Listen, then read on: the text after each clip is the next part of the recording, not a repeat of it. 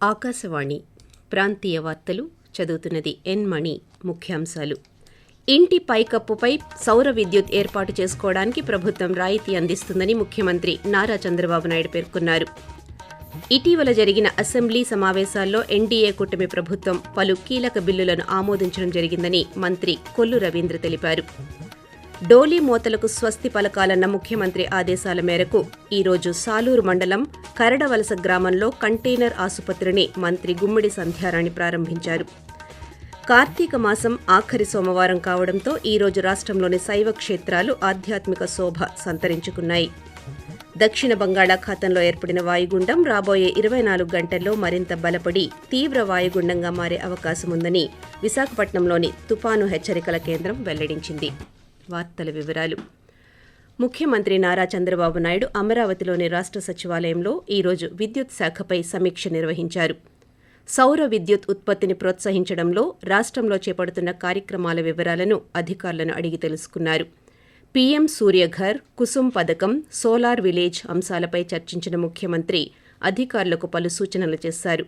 ఈ సమీక్షలో పలు జిల్లాల కలెక్టర్లు, ఐటీడీఏ ప్రాజెక్టు అధికారులు, గిరిజన సంక్షేమ శాఖ ఉన్నతాధికారులు, ఏపీ ఈపీడీసీఎల్ అధికారులు దృశ్య మాధ్యమ విధానంలో పాల్గొన్నారు. షెడ్యూల్డ్ కులాలు, తెగలకు చెందిన పేద ప్రజలకు సౌర విద్యుత్తు అందించడానికి అవసరమైన ప్రణాళికలు సిద్ధం చేయాలని అధికారులను ఈ సందర్భంగా ఆదేశించారు.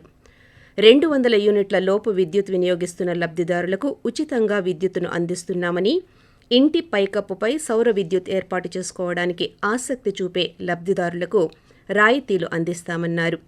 1 కిలోవాట్ సౌర విద్యుత్తు ఏర్పాటు చేయడానికి 50,000 రూపాయలు ఖర్చవుతుందని, 30,000 రూపాయలు ప్రభుత్వ రాయితీ అందిస్తామని, 20,000 రూపాయలు లబ్ధిదారుని వాటాగా చెల్లించాలని అన్నారు. ఇటీవల జరిగిన అసెంబ్లీ సమావేశాల్లో ఎన్డీఏ కూటమి ప్రభుత్వం ప్రజా సమస్యలను పరిష్కరించే దిశగా పలు కీలక తీర్మానాలు చేసి వివిధ బిల్లులను ఆమోదించడం జరిగిందని రాష్ట్ర ఎక్సైజ్ శాఖ మంత్రి కొల్లు రవీంద్ర తెలిపారు. మచిలీపట్నం ఆర్&బి గెస్ట్ హౌస్లో మంత్రి ఈరోజు పాత్రికేయులతో మాట్లాడుతూ అభివృద్ధి సంక్షేమ కార్యక్రమాలను నిర్వహిస్తూ ప్రజా సమస్యలపై ఉభయ సభల్లో చర్చించి నిధులను కేటాయించి పనులు త్వరగా పూర్తయ్యేలా చర్యలు తీసుకుంటున్నామన్నారు. ఉచిత ఇసుక విధాన పాలసీని తీసుకువచ్చి రాష్ట్రంలో నిర్మాణ రంగం ద్వారా అసంఘటిత కార్మికులకు ఉపాధి ఏర్పడేలా చర్యలు తీసుకున్నామని, రహదారుల నిర్మాణానికి పీ-క్యూబ్ పద్ధతిలో టెండర్లను పిలిచి గ్రామీణ ప్రాంతాలను పట్టణాలతో కలిపే విధంగా మొదటి దశలో నిర్మాణ పనులు చేపడుతున్నామని మంత్రి వివరిస్తూ, ప్రభుత్వం ఎంత జవాబుదారీగా ఉంది, ప్రజా సంక్షేమం పైన, ప్రజల అభివృద్ధి కార్యక్రమాల పైన, ఈ రాష్ట్ర భవిష్యత్తు పైన ఎంత జవాబుదారీగా ఉందనేది ఈ సమావేశాల ద్వారా మేము చూపించడం కాకుండా ఒక నిర్మాణాత్మకంగా ఈ ప్రభుత్వం అన్ని కార్యక్రమాలు చేసుకుంటూ ముందుకెళ్తున్నాం. అలాగే ఉద్యోగ భద్రత, అదేవిధంగా ఈ పాలసీస్ అన్ని కూడా క్లియర్ గా, ట్రాన్స్పరెంట్ గా, ఓపెన్ గా శాండ్ ఉచితంగా ఇస్తున్నాం. అలాగే లిక్కర్ కూడా చాలా పారదర్శకంగా చేశాం. ఎక్కడ కూడా అవినీతికి తావు లేకుండా చేశాం. పార్వతీపురం మన్యం జిల్లా సాలూరు మండలం తోణాం ప్రాథమిక ఆరోగ్య కేంద్రం పరిధిలో ఉన్న గిరిశిఖర గ్రామమైన కరడవలసలో కంటైనర్ ఆసుపత్రిని ఈరోజు రాష్ట్ర మహిళా శిశు సంక్షేమం, గిరిజన సంక్షేమ శాఖ మంత్రి గుమ్మడి సంధ్యారాణి ప్రారంభించారు.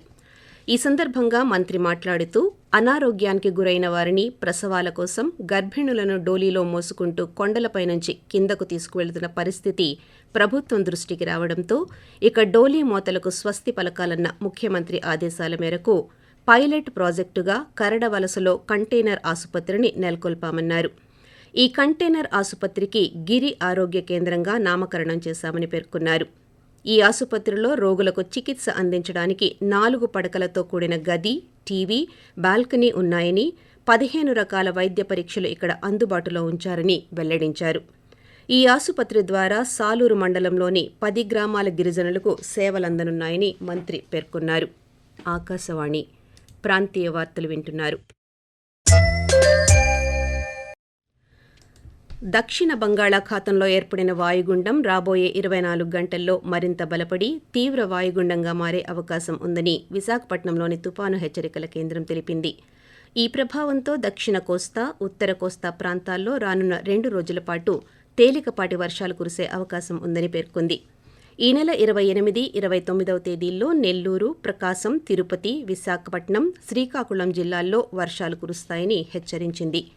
తీర ప్రాంతాల్లో 35 నుంచి 55 కిలోమీటర్ల వేగంతో ఈదురుగాలులు వీచే అవకాశం ఉందని తెలిపింది. మత్స్యకారులు చేపల వేటకు వెళ్లొద్దని, వరి కోతలు చేపడుతున్న రైతులు అప్రమత్తంగా ఉంటూ తగు జాగ్రత్తలు తీసుకోవాలని అధికారులు సూచిస్తున్నారు. ప్రజల దాహార్తిని తీర్చేందుకు గజపతి నగరం నియోజకవర్గంలో 300 కోట్ల రూపాయలతో తాగునీటి పథకాన్ని నిర్మించనున్నామని సూక్ష్మ, చిన్న, మధ్య తరహా పరిశ్రమల శాఖ మంత్రి కొండపల్లి శ్రీనివాస్ తెలిపారు. గజపతి నగరం నియోజకవర్గం పరిధిలోని గంట్యాడ, బొండపల్లి, గజపతి నగరం మండలాల్లో ఈరోజు మంత్రి పలు అభివృద్ధి కార్యక్రమాలను ప్రారంభించారు.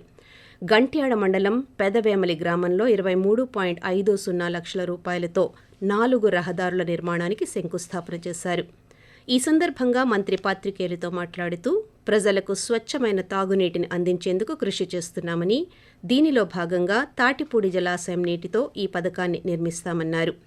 గ్రామాల్లో అభివృద్ధికి ప్రభుత్వం అధిక ప్రాధాన్యత ఇస్తుందని మంత్రి కొండపల్లి శ్రీనివాస్ మాట్లాడుతూ, గ్రామాల అభివృద్ధి జరగాలి. గ్రామ వ్యవస్థలో ప్రతి ఒక్కరూ కూడా ఇక్కడ నివసించేటట్టుగా మనం ఒక వ్యవస్థను తయారు చేసుకోవాలి. ఈ రోజు అధికారం వచ్చిన 5 నెలల్లోనే గ్రామ అభివృద్ధి జరుగుతుంది. గ్రామాల్లో పనిచేసే వాళ్ళకి జీతాలు వస్తున్నాయి. గ్రామ అభివృద్ధికి కరెంటు బిల్లు కట్టుకోవడానికి కూడా ఈ రోజు గ్రామాల్లో డబ్బులు కల్పించారు.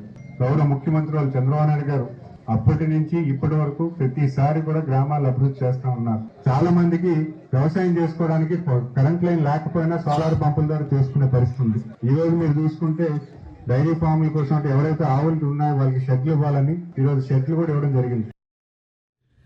భారత ప్రభుత్వం చేపట్టిన ఏక్ భారత్ శ్రేష్ఠ్ భారత్లో భాగంగా 10 రోజుల పాటు ఎక్స్పోజర్ టూర్ కోసం ఆంధ్రప్రదేశ్లోని వివిధ జిల్లాల నుండి వచ్చిన 42 మంది విద్యార్థులు ఈరోజు Vijayawada school of planning and architecture కళాశాల ఆధ్వర్యంలో అలహాబాద్ IIIT కళాశాలకు బయలుదేరి వెళ్తున్నారు. ఈ సందర్భంగా విజయవాడ స్కూల్ ఆఫ్ ప్లానింగ్ అధ్యాపకులు మాట్లాడుతూ కొత్త వాతావరణం, విభిన్న సంస్కృతులు, ఆచారాల గురించి తెలుసుకోవడానికి విద్యార్థులకు ఇటువంటి పర్యటనలు చాలా సహాయపడతాయన్నారు. కొత్త ప్రదేశాలను సందర్శించడం, విభిన్న సంస్కృతులను తెలుసుకోవడం ద్వారా సృజనాత్మకత మరింత పెరుగుతుందని విద్యార్థులు ఆకాశవాణితో మాట్లాడుతూ, దీని యొక్క లక్ష్యం ఏంటి అంటే మనం మన కల్చరే కాకుండా అదర్ స్టేట్స్ వాళ్ళ కల్చర్ కూడా తెలుసుకొని ఎలా ఉంటాయి, వాళ్ళ అభిప్రాయాలు ఏంటో, వాళ్ళ డ్రెస్సింగ్ సెన్స్ కానీ వాళ్ళ వే ఆఫ్ టాకింగ్ ఎవ్రీథింగ్ వాళ్ళ కోసం తెలుసుకోవడం కోసం ఈ యువ సంఘం అనే క్యాంప్ కండక్ట్ చేస్తున్నారు. ఐడియాస్ ఎక్స్చేంజ్ ఉంటాయి. యూత్కి పెట్టడం వల్ల యూజ్ వచ్చేది ఐడియాస్ మెయిన్. సో దానికోసం యూత్ ఎక్స్చేంజ్ ప్రోగ్రామ్ లాంటిది కండక్ట్ చేయడం జరిగింది.